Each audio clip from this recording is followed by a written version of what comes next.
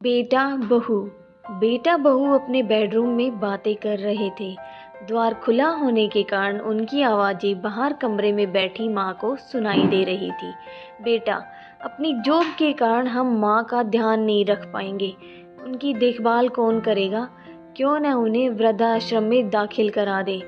वहाँ उनकी देखभाल भी होगी और हम भी कभी कभी उनसे मिलते रहेंगे। बेटे की बात सुनकर माँ की आंखों में आंसू आ गए। बहू, पैसे कमाने के लिए तो पूरी जिंदगी पड़ी है, लेकिन माँ का आशीष जितना भी मिले वह कम है। उनके लिए पैसों से ज़्यादा हमारा साथ जरूरी है। मैं अगर जॉब ना करूँ तो कोई बहुत अधिक नुकसान नहीं होगा।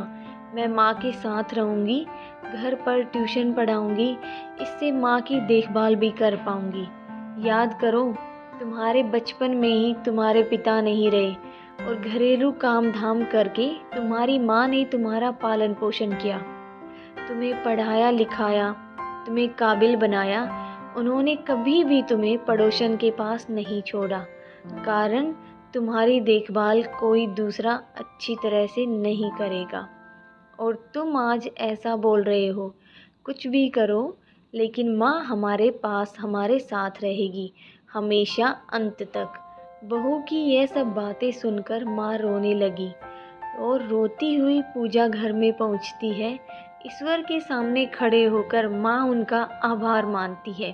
उनसे कहती है, भगवान, तुमने मुझे बेटी नहीं दी, इस वजह से कितनी बार मैं तुम्हें भला बुरा कहती रही, लेकिन ऐसी भाग्य लक्ष्मी देने के लिए तुम्हारा आभार मैं किस तरह मानूं। भगवान, जो ऐसी बहु सोच की बहू मिली, तुम्हारा लाख लाख धन्यवाद।